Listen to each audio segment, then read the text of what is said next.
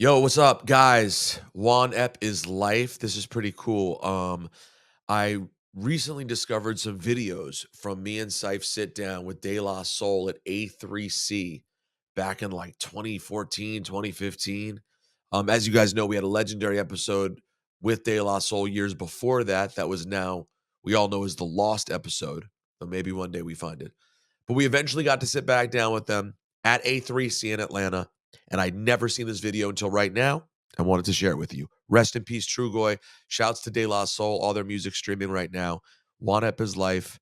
De La Soul. It's just a DJ label nerd standpoint that there is something nice about it. Well, even though I know there's a downside. And underneath all of that, Tommy Boyle was the place that we were supposed to be at. Trials, tribulations, whatever people think of them.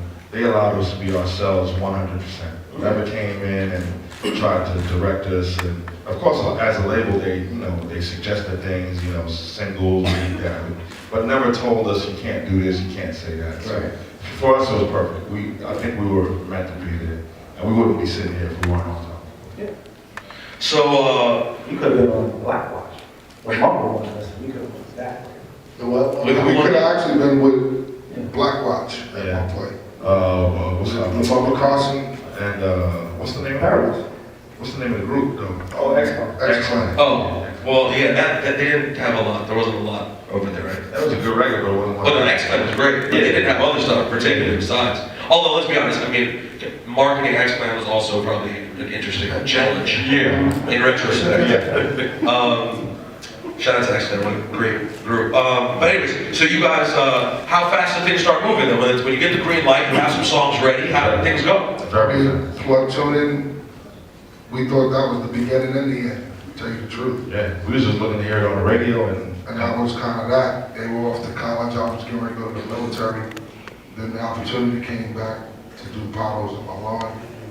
And then after that. So at first it was looking just like a single? Like that was the only thing that was happening? Single deals then. It was like a test run. Yeah, the P5 played it first. yeah, P5 played it, right? What station? I forgot from college. Was it beginning? Was it? God, I respect you guys remembering the first play. Yeah, P5. Because I thought, of course, I'm thinking you're going to say Red Alert Marley. I forgot it was. I forget what Not what station. BFI. It was. I forgot what station it was. I truly forgot. Yeah, but P5 was the first College radio station. college radio station. Yeah. And then the second was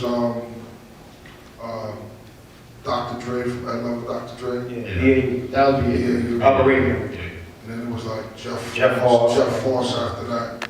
It got the red a little late. It got the red like a little later. Did it get, when it by the time it got to Red, did it feel like a frenzy? Could you feel that there was true momentum? I mean, it's just like as May saying, to have Red, DJ, cut it up, to hear Mr. Magic say world premiere in their music play. Yeah. That was a big thing for us. Yeah, it went after that. To hear like someone from the label was like, yo, they're playing it in Texas. Wait a minute, yo, they're playing it in LA. Y'all gotta go to this roller skate rink and perform at whatever the name of that place was. That was our first performance out there. Like, so it really took off. I mean, and mind you, here it is when the album was coming together. Our first performance we do at a Stetson Sutton release party, and Russell comes up to us like, yo, I'm gonna get, I want to sign. Direct quote? Direct quote. I figured you wouldn't have said that unless it was a direct quote. You don't even want to see the hand moves he did. So shout out to Russell. Yeah, no, we know Russell. Russell back in the day was pretty extra. Oh, Russell's pretty extra. He's all sent out now, you know what I mean? Oh no, all you gotta do is put a microphone. He's But like, we're like, we young kids, like, this is Russell Simmons and DMC's at the front of the stage. It's like, Wow. do it again, do perform again, so it's great. What were you performing? just plug to it? Just plug to it, yeah. That's it. Shit, that's So dope. we were signed to Rush immediately. We was on Rush Management. Oh, management, yeah. All right, so now you're signed to Rush Management. The label's probably geek because Plug Tuning's actually doing its thing. And then they're like, all right, what do you have next? Pretty much. Yeah. What's next? And we were straight to the studio recording an album.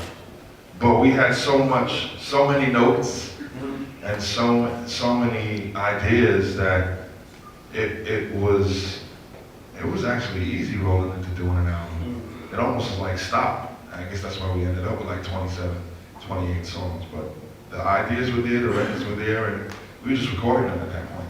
You know? In the Long Island, or were you? No, we were at Calliope Calliope Studios. What was it again? Calliope Studios.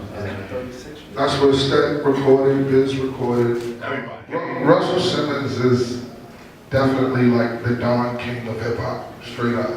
In a good way. Right, but in a good way. In a very Minus the like ripping off Mike Tyson part. in a very good way, because I mean he's done really great stuff, like when he set LL Cool J up, you know what I'm saying, like especially the artist that was with him in the trenches, you know, like he brought the business to everybody's talent, you know. I think a big formula of what we still do today come from Russell and Leon. Yeah, we did the gig in Boston, and we was like, yo, we got this song that like kind of like it's almost like a parallel to Jimmy. We got this song called Jimmy, and they was like, oh, that's dope. Let's hook up over the weekend. We got a show in Queens, and then we hung out with them in the show in Queens, and then from that point invited them to a studio session that we had possibly maybe a couple of weeks later. They came and hung out at the studio. We met Q-Tip at that show in the park. Q-Tip at Alley. Q-Tip and everybody and them came to the session that we had a couple of weeks later, and we recorded Buddy. It wasn't even planned for them to be on Buddy. Yeah. They would have came a day earlier, a day later. They could've- Oh, Buddy wasn't gonna be a posse kid. No, just they came to the studio. That day was Yeah. playing that. So Yeah. That's what we was working on. We was working on that, and it was like, Listen, they just- rhyme on this. Yeah. Well, I want to say it was a lot. There was a lot of people involved in that record. I think. Yeah, I was about to say, how did everyone else, there's other people, like, how did Moni Love, like, how did everyone get involved in that? And I don't recall if Moni was there for the original version. No, she the did the remix for the remix. Her and Latifah. Yeah. Okay, she What's added that. considered the standard or original version of Buddy is out. Is the right, now it is the remix. So, what ends up being the second single after Plug Tune? Is it Potholes? Potholes, yeah, Potholes. Which, by the way, in retrospect, what a weird fucking song. You know? Like, I remember as a kid, it seemed totally normal. I love this song, but like when you think about it, the landscape of hip hop, it's a pretty random, weird, which I guess totally sums up perfectly the role that you guys played in general. Right. I mean, that's what we are as people. Yeah, exactly. Yeah, so it's like, it was perfect for us. I mean, we didn't even see it. We never roll into these songs thinking of doing something different or being, different or different interpretation.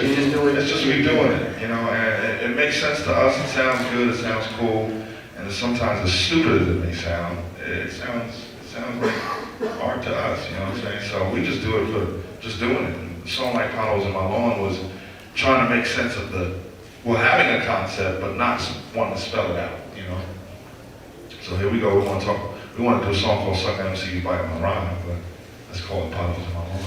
And I mean, when that came out, that was another one that was just like, okay, I think I was on the Long Island Railroad when I heard that the first time, like on a little Walkman radio thing. And those things just happened. We was taking it all with a grain of salt, like, I don't think we ever thought being, obviously any sort of like rap, stars or anything like that. It was just like we was doing our music, and fortunately it was being played.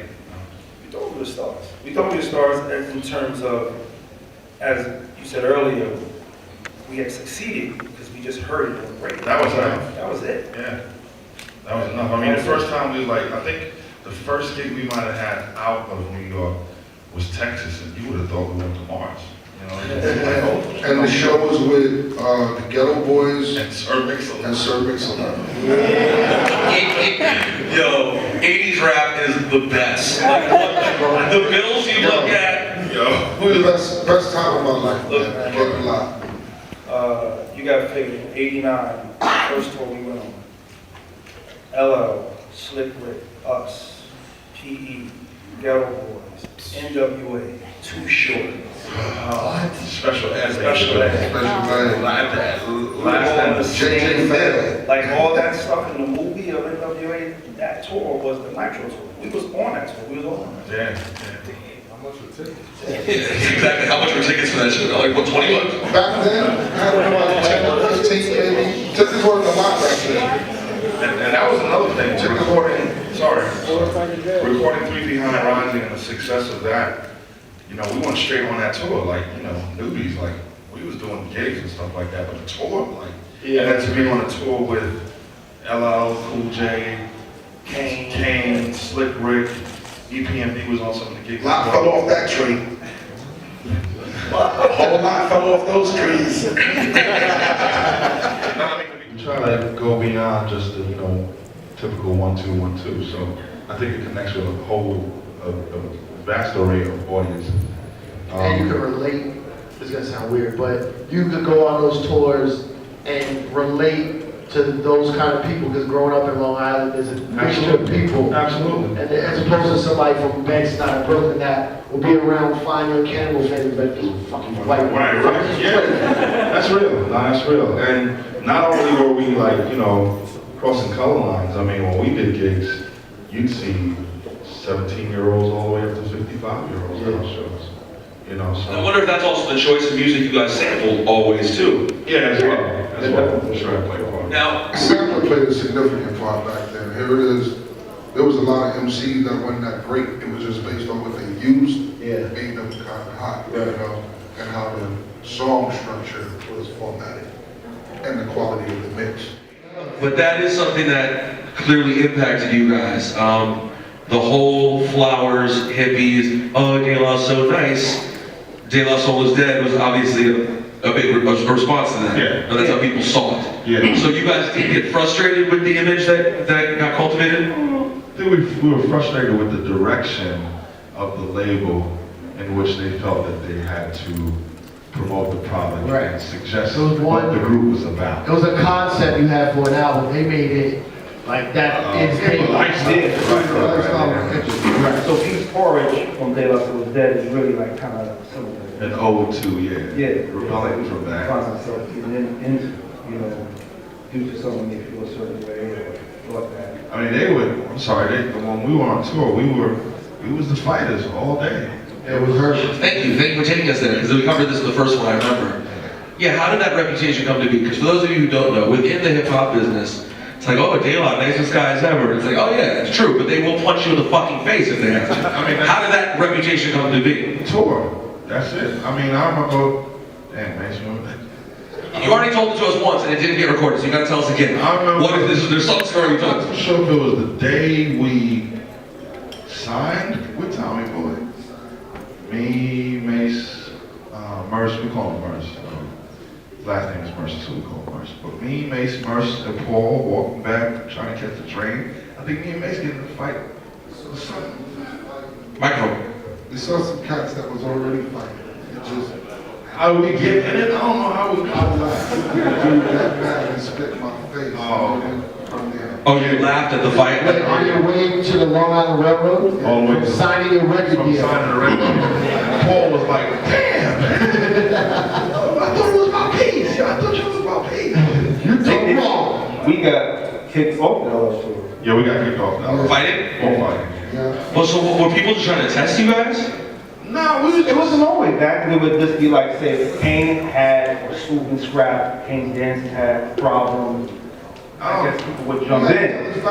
Yeah, but it was always daylight come through. Like it was like Yeah, but why? I was gonna say, why you guys though? Like, weren't there times like, yeah, y'all work that out? You guys know you were ready to scrap. I think we just loyal people, and I think coming from like I'll sort of attribute it to Long Island, like coming from that kind of neighborhood where you make an alliance with people, and it doesn't matter who you are, you know, white, black, orange, purple, male, female. Well, I think when we make alliances with people, we have a loyalty there. And being on that tour and looking up to some folks, as well as, you know, sharing day in, day out for almost 2 months straight, we felt like, you know, we're family, and we would do whatever we could for anybody.